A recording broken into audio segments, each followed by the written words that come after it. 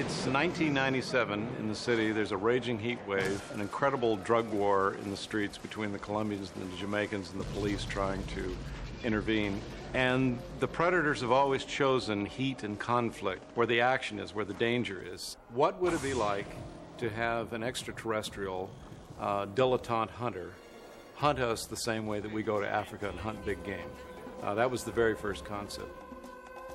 The first one was set in Central America, where a lot of military action was taking place. Had it been 20 years before that, it probably would have been someplace like Vietnam or Cambodia. You feel like you're watching one of Arnold's, action flicks, and then all of a sudden, out of left field comes this alien. When we were in the jungle, we always talked about what possible sequels there might be, and one of the fantasies we had is what would this camouflage effect look like? What would the predator look like in an urban environment? What would he look like against concrete and steel in the cities? So that was one of the things that we always toyed around with. The writers had done the first one, and so they knew the story really clearly, and so that was really helpful. And I don't think they'd quite finished the script when I first came on. They really talked me through it, and then they showed me where they were. And because it happened so quickly, then I worked with them, and I'd be storyboarding sequences to see how these sequences could work. They knew what the sequences wanted to be, they just hadn't completely described them all. It's always a question with sequels. So many times they have a tendency to, to beat the same idea to death again. It's not just an alien movie, it's not just a horror movie, it's a detective story, it's a mystery, it's a science fiction story, it's an action movie, and it crosses over into a lot of different genres. This is quite cerebral, and you get a sense of who this otherworldly being is, and I don't use the word monster, otherworldly being is, and his train of thought. I think the first Predator was a terrific experience for all the moviegoers because it was a terrific creature, but it went to the jungle, and the jungle is something we may see on the news, but it's not really part of our daily lives because we all live in the cities and suburbs, and I think this movie really hits home because it shows the dangers of the city. It shows where we may be headed if we're not careful with our air and our crime and our violence in the streets. Basically what happens is, this creature realizes that this is a place to party. This is hot stuff in the city. Like a redneck on a weekend and goes hunting for trophies and fun. And hopes to leave with enough stuff to impress his friends. The predator is now in an urban environment rather than in the jungle. And actually it's left it much more wide open for planning of stunts because we have motor vehicles and buildings and large expanses between buildings that he can leap and jump down from tall buildings to lower buildings and stuff, where in the jungle we were somewhat limited to just the trees and the bushes and things. He's off on a wild trip. This one is not doing what normal predators do, which is hunt and go by the rules. He's definitely breaking all the rules. So he's a wild boy. All of a sudden it gets turned around, right? Yeah, there's a reversal in this movie. The humans are being hunted. It's about time. That's kind of a universal statement here. Up until the 20s or 30s or 40s in this planet, hunting was very much a manly and a heroic thing to do and never thought of as detrimental to the environment or sadistic in any way. And like you say, it's a reversal in that way. I don't think this creature sees it as a wrong thing to do. He sees it as an honorable opportunity. In terms of the environment, I mean, what if it's 110 degrees all over the world in 1997? We could be headed that way. Who knows? But anyway, these outer world life forces that come in have these self-defense mechanisms that they can exist anywhere, anytime, any place. And if they get cornered or confused, they will terminate themselves rather than being captured. And this is what my character knows. And it's a delicate job, trailing him. And we have all kinds of sensor computers to test his heat and to see where he is, to find out where his spacecraft is, to find out where he eats, what he eats, where he's going to hit next, what his patterns of decomposing the enemy is, and who he's after. And I want to get in here, and I set up the last mission, which was the CIA commission in the jungles. And that's how we lost the character that Arnold played. We lost him 9 weeks after the movie was over. That's why he's not here. So Arnold went off to do Terminator 2, which is a much bigger project with one of the great directors in the world. And I think in a way it was interesting not to have Arnold in it, you know, because it just made it a really different piece.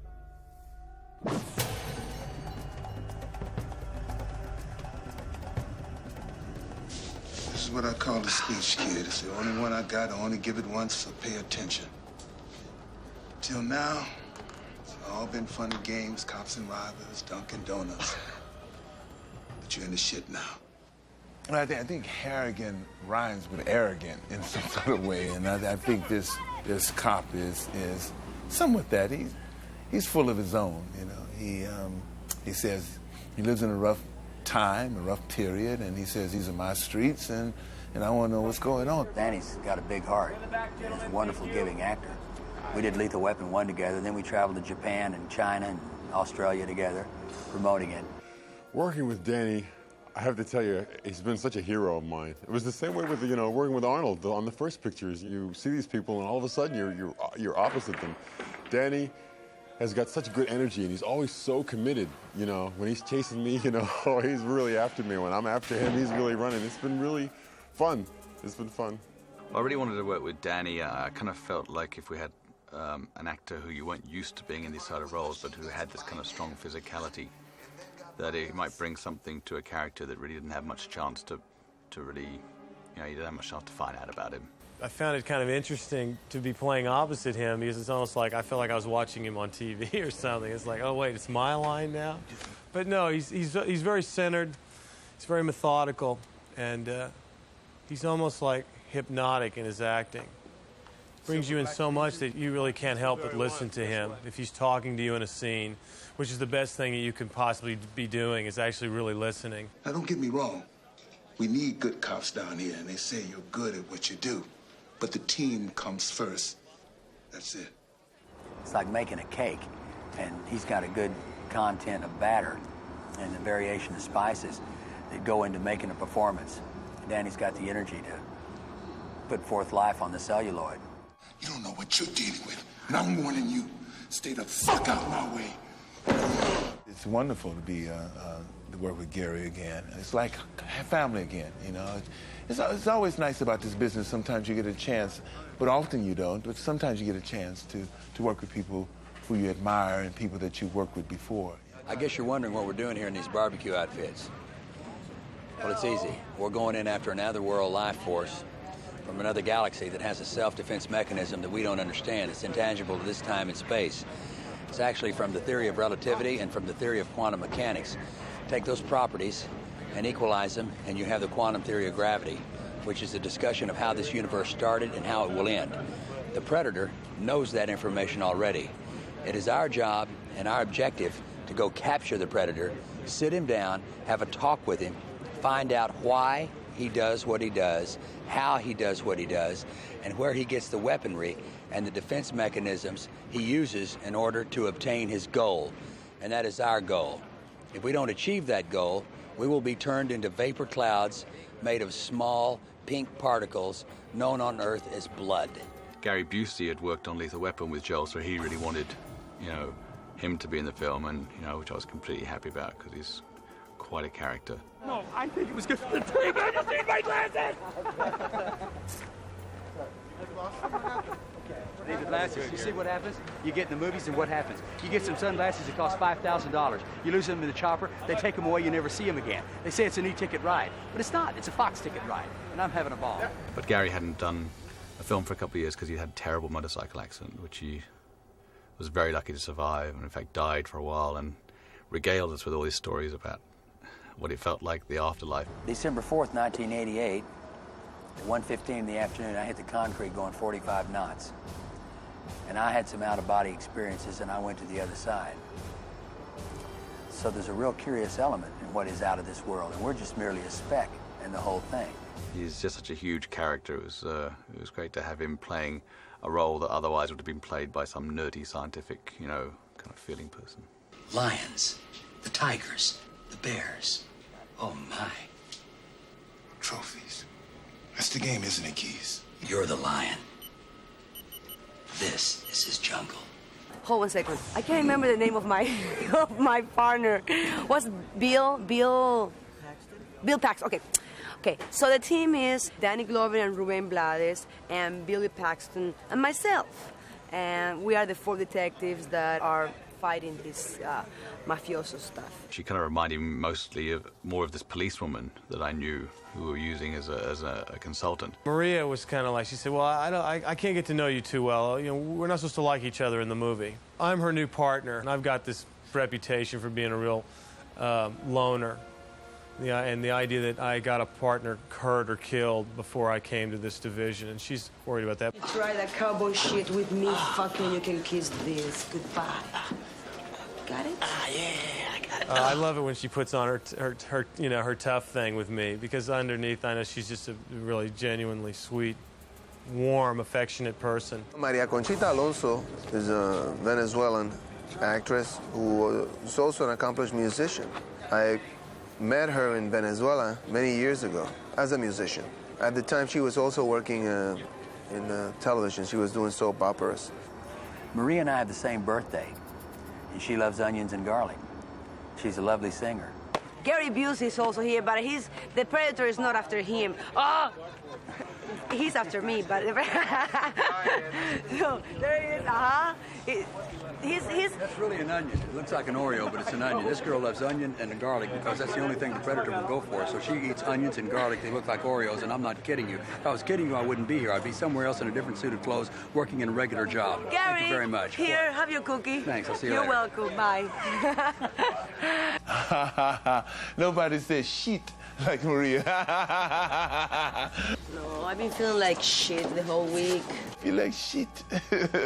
No, but Ruben is my second time around with Ruben, and it was a joy the first time, and Ruben's my brother in a way, and it's equally a joy this time. And I'm playing Danny Archuleta, he's a detective. Here in Los Angeles, I'm a partner with Danny Glover.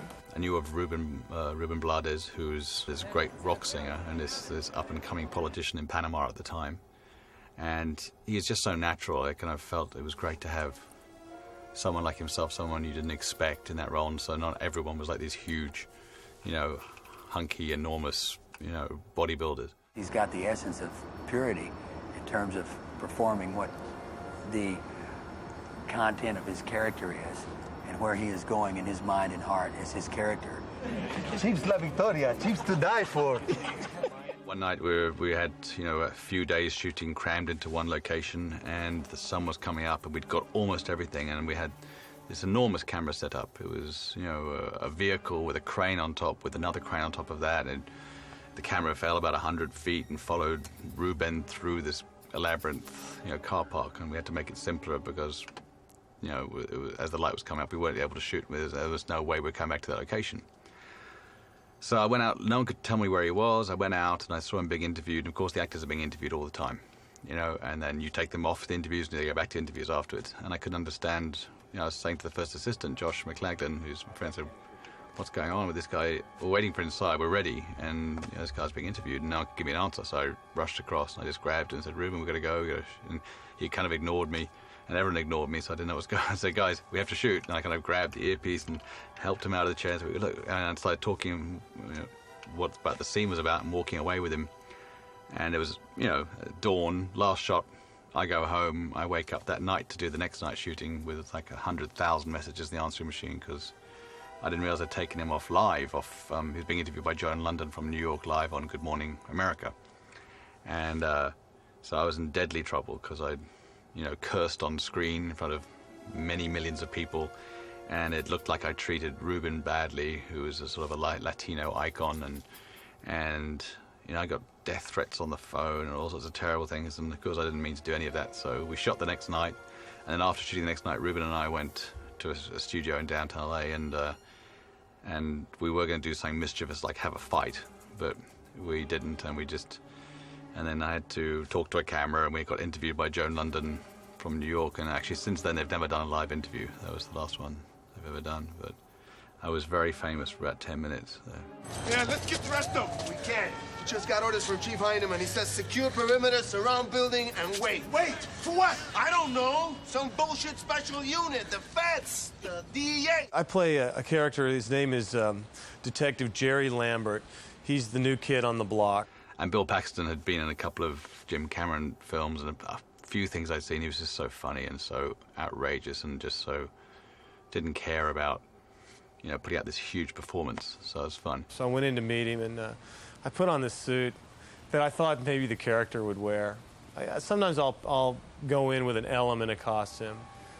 I don't want these directors to have to stretch their imagination too much, you know. So I went in, we had a great meeting. Really, just a good rapport, it was just a good vibe, and I felt like it went really well. And I expected to be called back to read for the part. 2 days later, I found out I had an offer, which really thrilled me. That meant a lot to me. That meant that the director had met me, he knew my previous work, and I mean, he'd seen Near Dark and Alien stuff, and he just said, yeah, I want Bill Paxton. And that's the greatest thing an actor can have going into a movie. Bill Paxton, he's got the energy of a government mule. I'll handle it. PR's my specialty. Feds just sent word they want your ass off the job. Tony, my man! Who the hell are you? Your biggest fan! How you doing, everybody? I'm Morton Downey Jr. In Predator 2, I play a gorilla-like street reporter by the name of Anthony Pope. Well, Morton was sort of quite the celebrity pre-Jerry Springer character at the time, and he had an outrageous TV show. He would bring people on who were deliberately abrasive and political and loud, and then he would attack them on camera and scream at them. It was all play acting, it was all made up. He makes quite a splash in the film, and he's definitely the guy you want to, you know, punch out. Hey, Harrigan! More victims, more mutilation! Fuck you!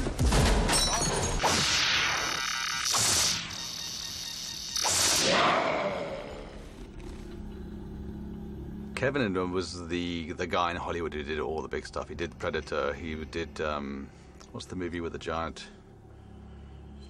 I played Harry in Harry and the Hendersons. Harry and the Hendersons he'd done, and he spent really a lot of his time, you know, manipulating these suits, and there was no one really like him. I did a movie called Without Warning, which was about an alien that comes to Earth to hunt man.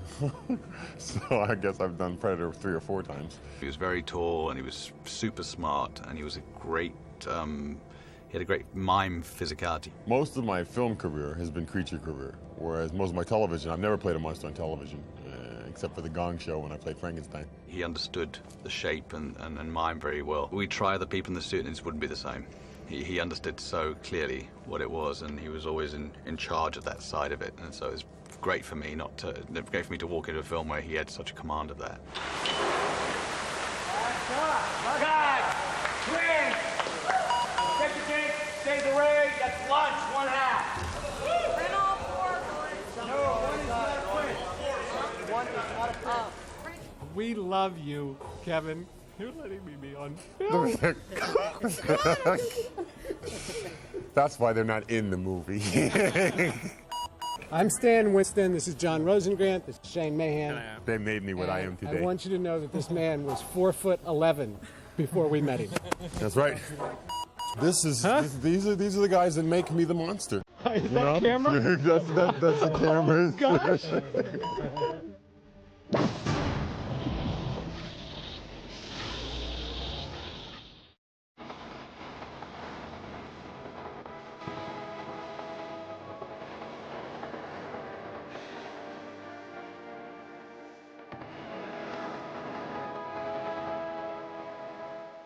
I've worked for the Stan Winston studio for over 20 years, and I was part of the team that actually created the first Predator, which led to our involvement in Predator 2.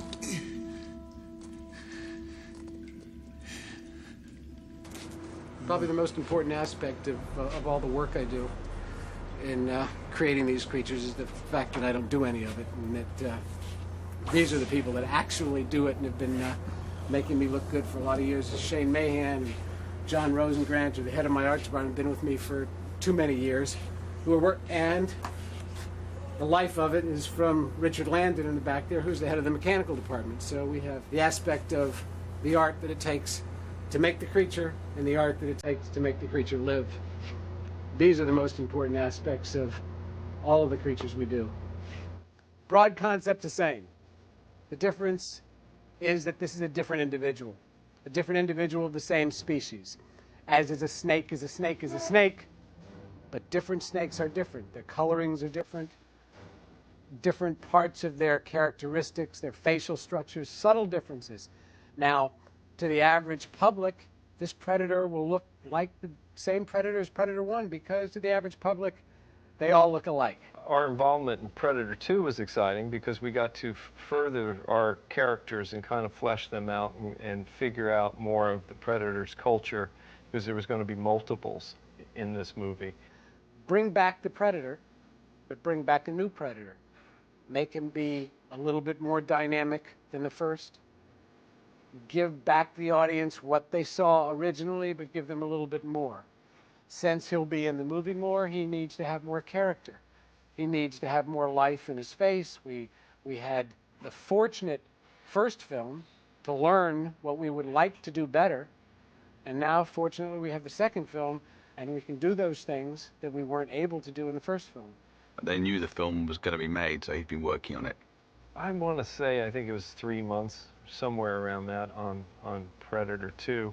So you're building and creating all that. Then when you go to the set, your duties become making sure that the suit is maintained, looks artistically correct, that at the time it was Kevin Peter Hall inside the suit, that he's comfortable.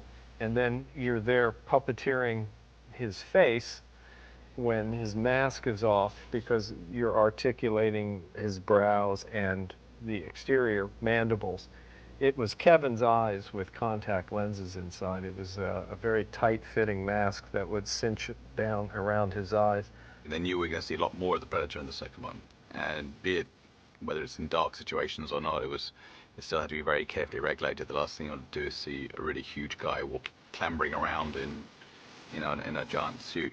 In creating the suits, we had to do it slightly differently this time than we did the first time around. First time around, a lot of the armor that was on the Predator was part of his suit, so he put the whole thing on, and most of it was intact.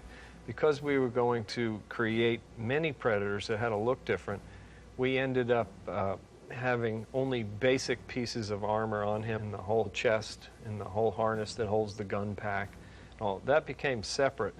I think it created a more realistic look, because I think in Predator 2 we're going to spend more time looking at these characters than in the first movie, so it was better to have all those separate and kind of moving and functioning and would actually clip on. And then by having the Predator bodies without the armor on them, the naked chests, it allowed us, for the background ones or the ones that would be seen later, you could augment them by putting different armor on in a mix and match fashion. On Predator 2, I just remember us going through cases and cases of Predator blood. It was an interesting mix of the Siloam sticks, glow sticks, that when you break them and all the ingredients would then go into a cup with KY jelly. And that would give us the pasty, glowing blood. So he gets wounded many times in this, so there was just times on set where we were just mixing up gobs of this stuff, putting it all over him. Then you'd have to, in between takes, you'd have to mix up another set of it, because it would only last for a finite amount of time.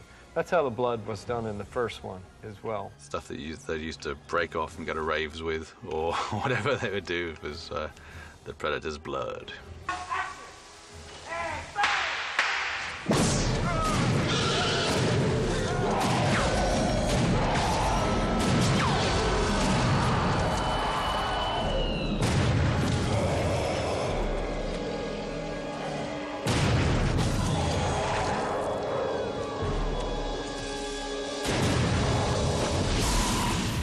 are now shooting Predator 2 in Los Angeles rather than the jungles of Palenque, Mexico, makes our job much easier.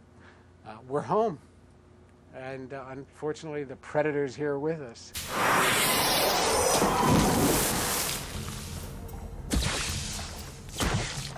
Well, shooting downtown at nighttime still has a lot of the same problems as it did then, because I've shot down this since then for Judgment Night, for 24, for all sorts of movies. And, you know, you book places down there and you tell residents, but in the end, no one really wants you there all night making a noise all the time. So since then and during then, you know, when you go downtown, you run a gauntlet. You know, you get things thrown at you, bottles of piss or bags full of human shit, and which is a pretty good trick if you think about it. That's pretty good at putting you off. You know, we were cleaning out alleyways down there to shoot in, and you know, we'd find dead bodies under the garbage, and there were giant rats down there, which the grips would delight in putting on leashes because they were like small dogs, and walk them around. And nowadays, I don't think we'd be able to do a lot of things we did then, which we'd be shooting in the streets with explosions. We'd have, you know, helicopters landing in the street, you know, which is absolutely unheard of now. I'm not sure if you could get away with doing half the stuff on rooftops and nighttime and shooting, and you know, there were shots would ring out around you. In those days, it was a lot more dangerous to shoot down there than it is now too. One of the stunts we have in our film that we considered a high-risk situation was when the Predator's hanging on the side of a building 150 feet high, and he's fighting with Danny Glover, and Danny severs his arm. That's the only thing holding the Predator on the building, so the Predator falls. We used a device called a descender. It's a wire that we put him on and actually drop him at speed and then break him real quick before he gets to the ground. And the gentleman we used, Dave Smith, is a one-armed stuntman who lives in San Diego, who came up to play the Predator for that day. And he had never even seen a descender work before. So on top of preparing everything, I had to also make sure that he was real comfortable with it too. He had to be really brave for that because we were actually up on a 13-story building, and he's on like a descender rig where he comes flying down that building after that arm gets cut off. So we were all up 13 stories working on that scene where Danny Glover is there and Kevin is there, and we're all kind of working on the edge of that building, you know, to get that real effect. Not sure they do it exactly like that nowadays. Everything was safe. We were all lashed, had like cables on us and whatever, so we couldn't fall off, but you still sometimes get that weird vertigo feeling looking down 13 stories. But Dave had to take that fall coming down, which is pretty wild.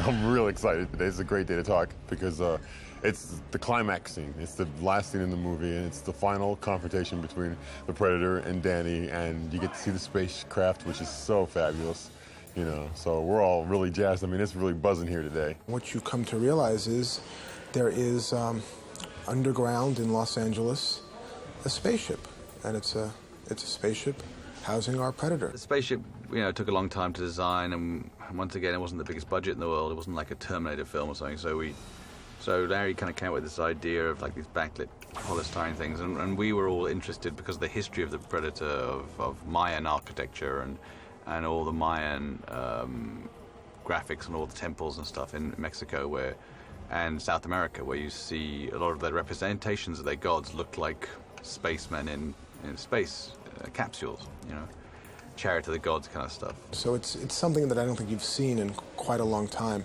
A very functional, smart, strong, utilitarian, you know, alien craft, very much like the Predator itself, you know, mimicking its, you know, movements and camouflage, and being a real great combination of organic and primitive, reptilian, little touches of Aztec and Mayan, and it's almost like it's a weapon itself. You know, we put dry ice in just to make it feel like a hot sort of environment that they came from, sort of steamy and stuff. I had a steam room put in my house. And it's recent, it's new. I got to get some of the kinks out of it. But it gets all the impurities out of the body, I mean, it's remarkable. I mean, you should see some of the things I've been able to do, and collect with my steam room. Over here, for example. We're all going to look like this one day, So don't be frightened. I mean, don't be perturbed because I showcase this. But it gives me a sense of a completeness and everything back to nature, And these are some artifacts that I've collected. And makes a nice little accommodation to this wonderful steam room. You're invited over if you get a chance. I mean, you're going to have a ball. I think the idea of putting the alien head in the film was Stan's originally. It was a great idea, and there's a sequence in the middle of the film where he cuts off the head of the Jamaican gang leader guy, and you see him cleaning the head and preparing it for his trophy. We just kind of went wild and fabricated up a bunch of different alien skeletons and whatever to go in that case, and kind of a nod to that comic that was going on at the time. We did an alien skull and put it in there, just kind of an inside fun thing. And originally you saw the alien head there, and then you see it again at the end, but then when we cut it together we thought, if you put the alien head there, we wondered if that was you think that that's going to start off a different storyline, so we cut it out of the first bit, but at the end you see it pretty clearly, but we kind of throw it away a bit. We don't concentrate too much on it, we just leave it as a part. There's other great skulls up there too of these gigantic monsters, so beautifully made. Winston really did an incredible job on this film. They did so much stuff that unless you really study the film, like all the details and the costumes of trinkets and artifacts and jewelry that they've taken from people that they've killed, I think really builds up on the costumes, and if you look closely, it feels like they've had a history, and that's very important, that you stop people looking at the rubber. The shot at the end with all the predators appearing was an incredibly expensive outing. It costs hundreds of thousands of dollars at the time because we had to have all the different predators once in suits, so we had to have suits for everyone, which is really expensive. And then we had to shoot them all against blue screen and green screen separately over and over again for different reasons, and they were standing in dryouts, which was a pain in the ass. And Danny was a huge Lakers fan, and because it's so long ago now, I can't remember exactly who we got for the costumes, but I know Danny asked the Lakers, I think we got a couple of the Lakers at the time, to come and be in the costumes, because we needed these really tall guys who were athletic and who could support a huge amount of weight. There's an older one who's the main guy, and then there's sort of younger, groovier ones and slimmer ones and different colored ones. Each artist that was working here kind of had one that I said, you come up with, here's some general paint schemes, ideas, and you add your touches to this one, and you decorate them with your own jewelry or whatever you want to do to it. And so, each one became a fun project for all the artists working on it. The elder predator, we call them the grayback, kind of like a silverback kind of idea. That was generated out of the old predator mold, and we made some different appliances to go on his face with some extra ridges and to just change him. But if the fans out there look carefully at his suit and everything, even though he's got a different paint scheme and we kind of dressed him slightly different, that's the original predator that's been kind of doctored up. So his head shape is a little different. It's more like the original one, and just some tweaks added to him, and it's Kevin playing that character.